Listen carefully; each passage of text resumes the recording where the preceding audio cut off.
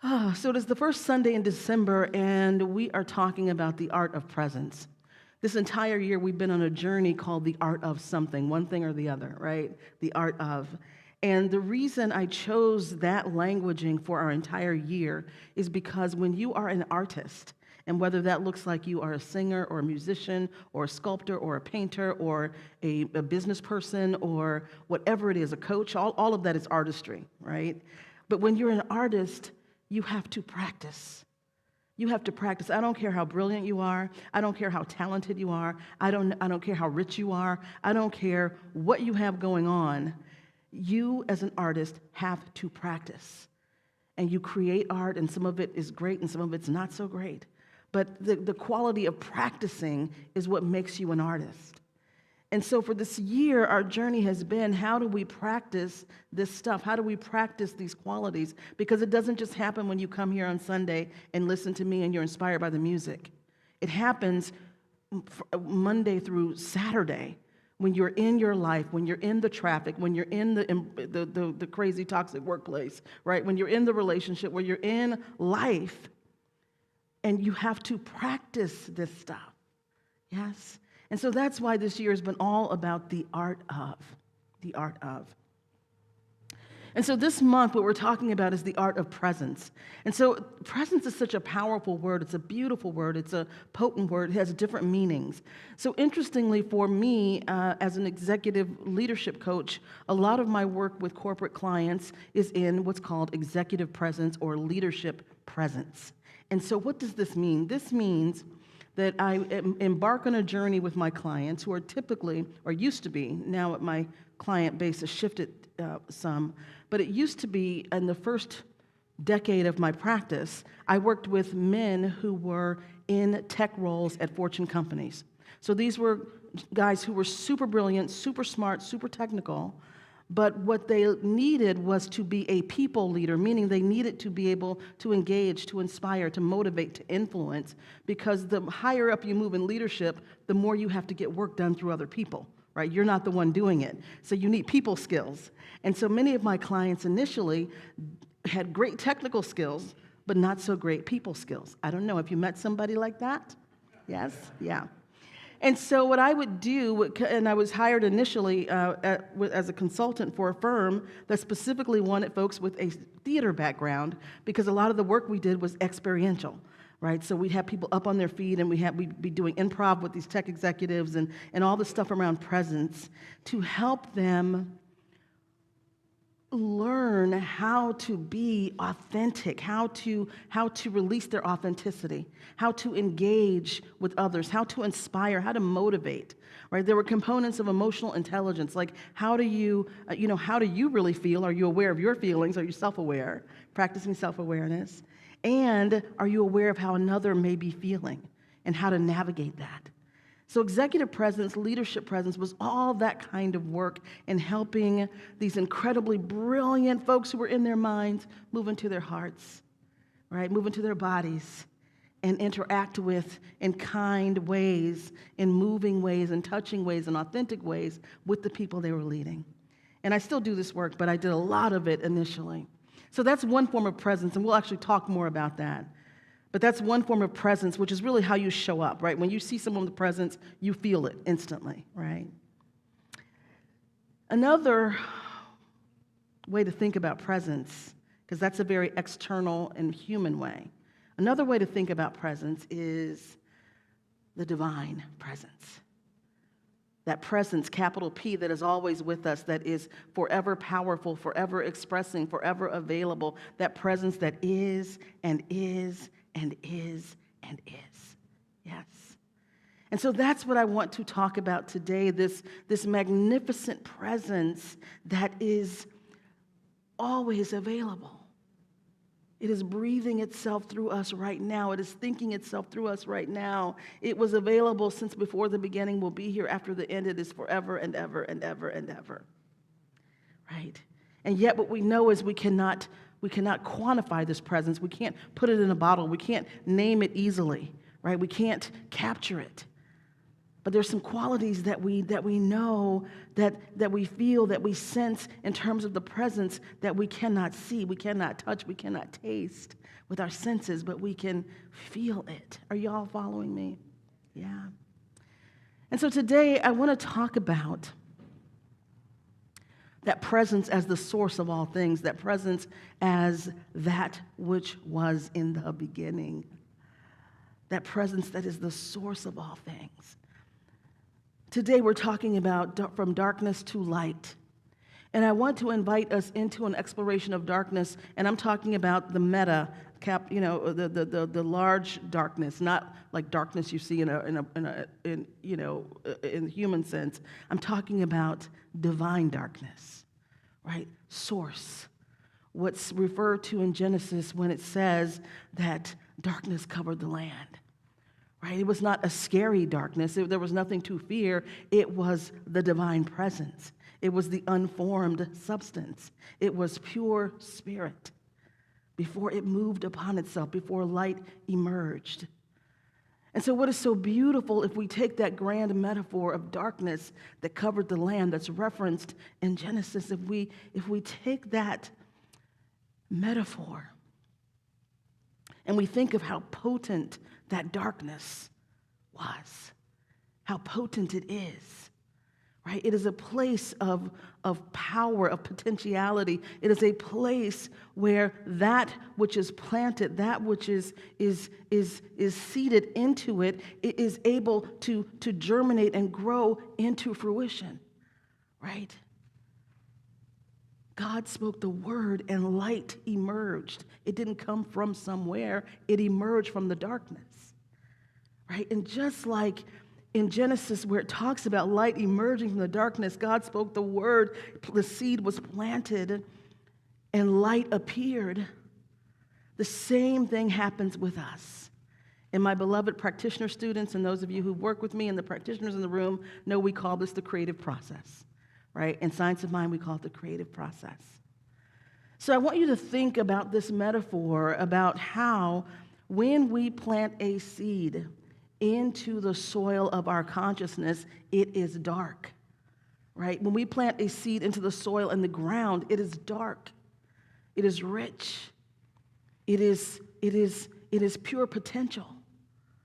Right? The light's not there initially, because it is a time of strengthening. It is a time of shaping. It is a time of all of the internal things that need to happen to strengthen, to allow this seed to emerge in its full potential. Is happening in that dark space.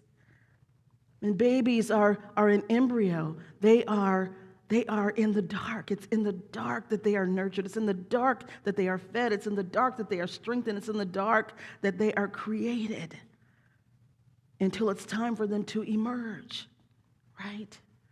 And so I want you to take this metaphor into your own life and begin to think about for yourself, as you cast your attention back over this year, what seeds did you plant in January, and February, and March, and April, and May, and June, July, and August, September, October? What seeds did you plant? And if you're having trouble discerning what that might be, think about or look back or cast over this past year and feel into, where was my attention focused? What did I mostly talk about this year? What were the words coming out of my mouth most of the time? What conversations was I having this year? What daydreams did I have this year? What did my mind keep going to that I wanted to express, that I desired to experience? What experiences showed up in my life this year? When you look back over the year, perhaps you had the lovely dance of dancing with an old pattern that showed up as a person, right? Or a situation or a circumstance. Right? What interactions did I have this year? This is all pointing to the seeds that were planted earlier. Right? If you look back now, what seeds, where was my time? Where was my focus? Where was my attention? What experiences did I have? What conversations did I have? What was going on in my life in this past year? because that tells you the seeds that were planted, that became the fruit that became this year. And you may be looking right now at some things that are, maybe they were plants that you didn't quite want. Maybe there wasn't enough weeding going on this year. And maybe there were some things that were just this most incredible fruit that was unexpected or expected. But the beautiful thing is that we get to do this again and again and again and again and again with each breath. We get to do a spiritual reset. Right? We get to do a spiritual reset because that divine presence is all creative. It is always saying yes. It is always expressing. And so here's what I want you to think about today. One, I want you to embrace the darkness. This is the best time of year because it's dark. It gets dark early. It's dark longer. I don't know about you, but all I want to do is sleep. Like, it's insane. And I normally am an early riser, and I'm like oversleeping everything. And, it's like it's cold. And I grew up in Ohio. I'm like, what is wrong with me that I cannot get up? I grew up in snow. Like, this is not even cold. Try a, negative 10 wind chill factor. That's cold, right? But whatever. Right now, I'm just like, I'm cold. I'm sleepy. It's dark. That's what I want to do. Yes. And so this is a really good time of the year to just embrace that divine darkness. Just embrace that rich, fertile soil that is available right now. And it's waiting for you to plant new seeds. And so that is my invitation to you, right? Okay, whatever you planted, whatever harvest you have, okay, great. Keep what works. Let the rest go. But now I want you to be really conscious about what are the seeds you are planting now in this beautiful, sweet, powerful, dark place. And this is the time to do it, to wake up, to be conscious about what you desire, to be conscious about what you are choosing. Let me ask you a question. As you were casting back over your year, how many people noticed that there were some fruits you had experienced that you weren't quite conscious, that you didn't even remember planting that seed? Yeah, right? And there's some fruits you experienced that you are aware that you planted that seed, yes? Okay. So how many, would you say let me see how I set this question up. So would you say that you had more fruits that you weren't conscious of planting or more that you were conscious? So more not conscious, more conscious? More not? Yeah, more not? Yeah. Because here's the thing. We're powerful manifestors, right? We're powerful creators. And we're either creating asleep, running on old tapes, old paradigms, old stories that were imprinted and planted by our parents, society, all the things, right? So we're either running unconscious and we're planting seeds unconsciously that will bear fruit, or we wake up and go, oh, wait a second, that is actually not the seed I want to plant. Oh, these are not the weeds that are going to, this is not fruit, these are weeds, right? Let me get rid of these and let me plant the actual seeds I want, right? So my invitation to you, because most people spend most of their time unconsciously planting.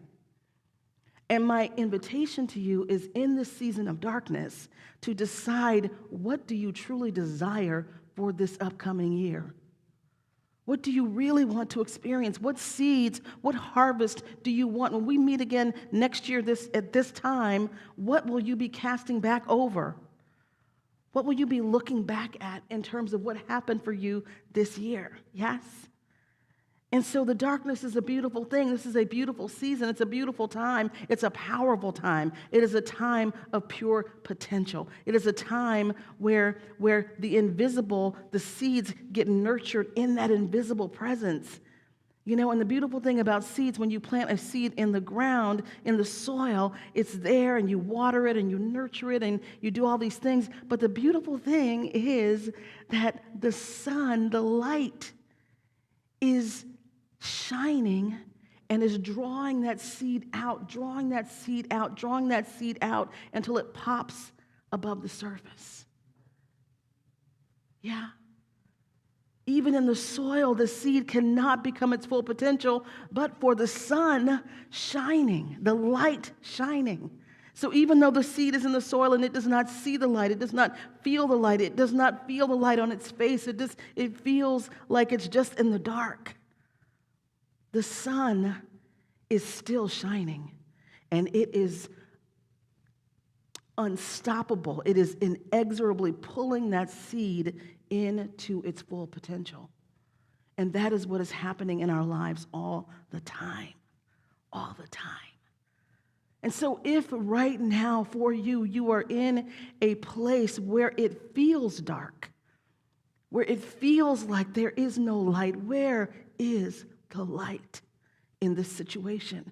Where is the light in this circumstance? Where is the light in this relationship? If that is where you are right now, and it's easy to be there when we look at all the stuff that's going on in the world, it can move you right into a very human darkness.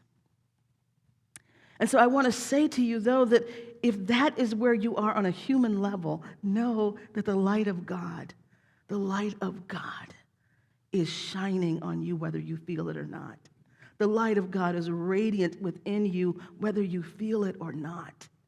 And that light is moving and is growing and is shifting and transforming everything of the seeds planted in you to bring it to full fruition, to bring it into the visible. It is drawing it out right now.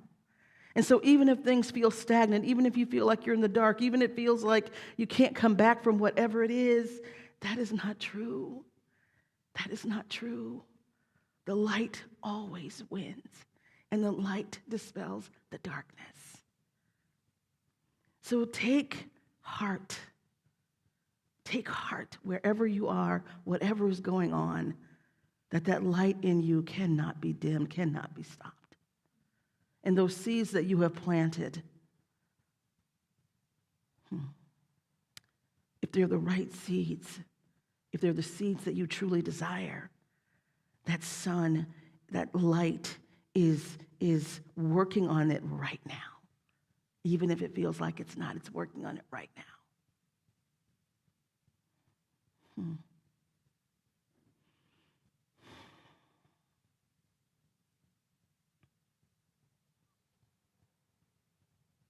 You know, the beautiful thing is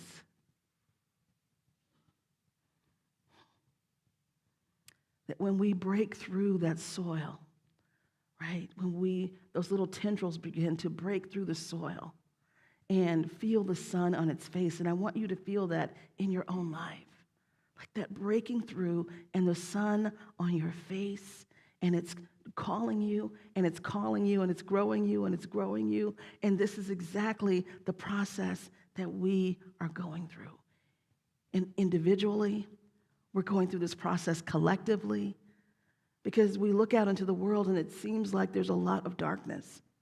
And there is a lot of human darkness, a lot of darkness. And I truly believe the light is bringing all of this up, is bringing it all up to dissolve, to evaporate, to break it up. And our job is just to stay planted, right?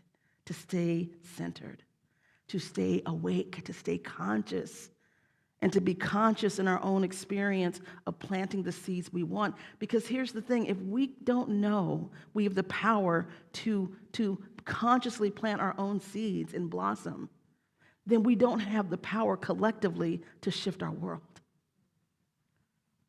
Right? Because it's not going to happen out there somewhere. It's not going to happen with, a new group of people or this group of people. Or that. It's not going to happen that way. Right? If we don't know that we have the power to consciously plant our desire, consciously grow our desire, consciously shine and thrive and flourish and create the lives that we want, if we don't know we have that power and we don't practice it, the world will not change. There's nobody out there to change it. Each of us is a unique expression of one, of God. Each of us is a unique expression of the one. So what we're seeing out there lives in here. Yeah, are y'all following me on this? Yes? So my invitation to you is to embrace that divine darkness, to be conscious of the seeds you are planting for this year. And so I want you to think right now about, what do you want to experience in the coming year? What conversations do you want to be having in this coming year? What's the quality, the energy that runs your life, that fuels you in this coming year? Who are the people surrounding you? What are the relationships you're engaged in the coming year? Right? How do you want to be living? How do you want to experience life? Because you can have it any way you want it. Just plant the right seed. Right?